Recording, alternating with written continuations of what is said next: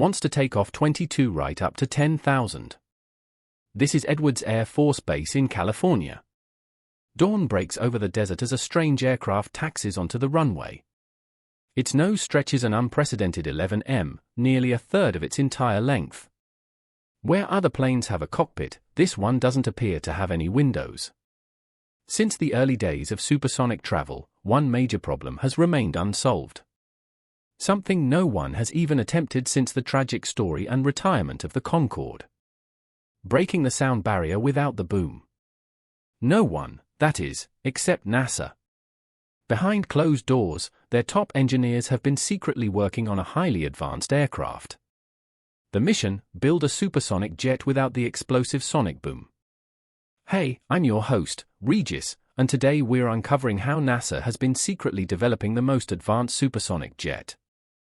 This is the sonic boom, an unavoidable side effect of supersonic flight that has plagued aviation since we first broke the sound barrier.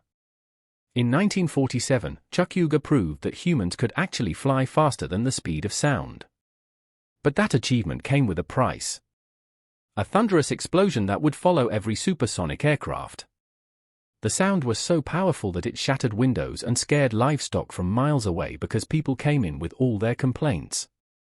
One lady complained that her chickens quit laying eggs whenever a sonic boom came. Her chickens quit laying eggs and there were lots of windows broken in the city and people were complaining about that. This controversial side effect faded away over the years until the 1970s when an exciting attempt to revolutionize air travel arose. The Concorde emerged as a symbol of the future. A sleek delta-winged marvel promising to shrink our world by flying at twice the speed of sound. Crossing the Atlantic Ocean in just 3.5 hours, the Concorde offered an onboard experience that felt futuristic for its time. Since passengers couldn't hear the sonic booms from inside the cabin, a large display showed their speed as a reminder of just how fast they were flying. But the contrast between the Concorde's luxurious onboard experience and that of the people who lived beneath its flight path sparked unexpected backlash. What was a marvel to some became a menace to others. Public outrage grew and soon one by one nations began closing their airspace to supersonic travel over land. Instead of linking continents in record time, the Concorde was pushed out to the fringes of the world. Yet its routes were confined to open oceans. Still, it endured for nearly 3 decades, a relic of a future that never fully arrived. And then came the crash. In 2000, Air France flight for 590 burst into flames upon takeoff, killing all on board and shattering the future of the Concorde. Public confidence crumbled overnight with its high operating costs already straining its future. The tragedy delivered the final blow. By 2003, the last Concorde touched down for good. Not because we had given up on supersonic travel, but because we had never solved its most fundamental flaw, the sonic boom that made it unwelcome in the skies. To understand why this problem was so difficult to solve, we need to take a look at what actually creates a sonic boom in the first place. The moment an aircraft punches past the sound barrier, it doesn't just create a single boom. It drags a continuous shock wave behind it, like a speedboat carving a wake through water. These merged waves then hit the ground as a sonic boom, measuring around 105 dB, about as loud as a techno club in Germany. For 50 years, engineers tried to tame this phenomenon. They adjusted shapes and modified designs, but the laws of physics seemed unbeatable. The boom was considered an unchangeable fact of supersonic flight until now. Music: today we are witnessing history. How many people are excited to see the X-59 with its revolutionary quiet supersonic technology? NASA's X-59 is about to achieve what many thought impossible. Supersonic flight with a sound no louder than a car door closing. That's the difference between a clap of thunder and a gentle knock.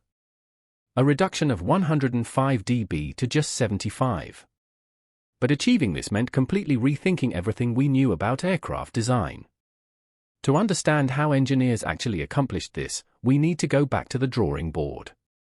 Literally, designing an aircraft that could trick the laws of physics required a tool that didn't exist in the Concorde era: supercomputers.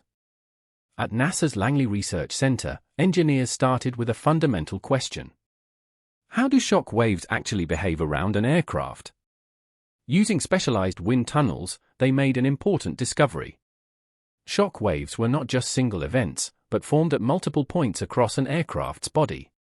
While traditional aircraft designs allowed these shock waves to merge into a powerful boom, NASA's engineers saw an opportunity. If they could keep these waves separated, they might be able to dramatically reduce the noise reaching the ground. In 2017, initial testing of a 9% scale model showed promising results.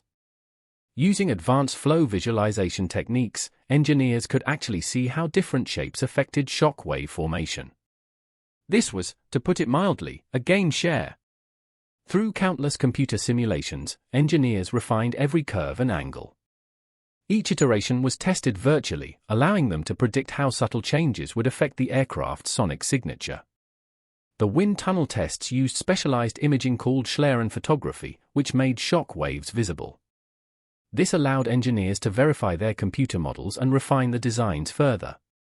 By late 2018, after testing an 8% scale model with extreme angles up to 50 degrees, NASA had proof that their design could work. The question was no longer if they could quiet the boom, but how to build an aircraft around this revolutionary shape.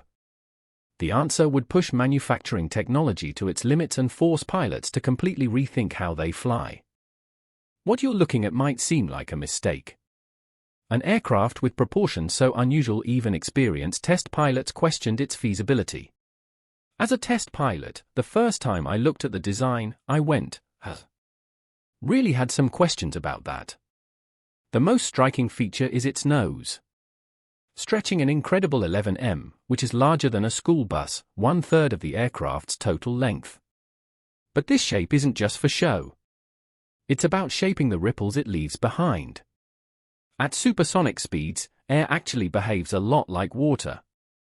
Imagine a speedboat that instead of leaving large waves, creates a gentle wake, kind of like a kayak.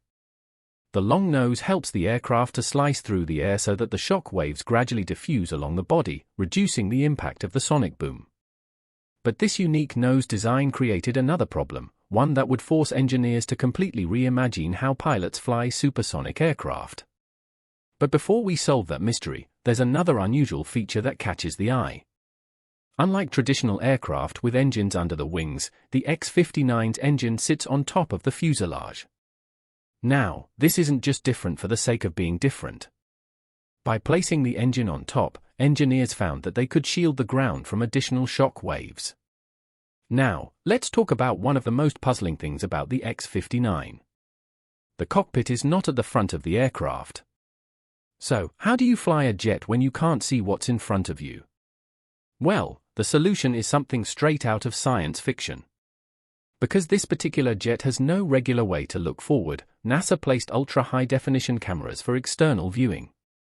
So, yes, this is a jet with no front windows. The X-59 doesn't have a forward-facing window, so I won't be able to see where I'm going without a little help. At NASA, we've developed the external vision system. But what happens if this critical system fails? Don't panic. If the XVS were to go dark mid-flight, the X-59 isn't flying blind. Test pilots have already proven that they can bring it down safely without the high-tech display. How? Well, by falling back on old-school instincts and some backup visual cues like the side windows, the canopy's limited view, and a steady stream of critical flight data from the avionics. Basically, even if there is a glitch, this jet will still know how to find the runway.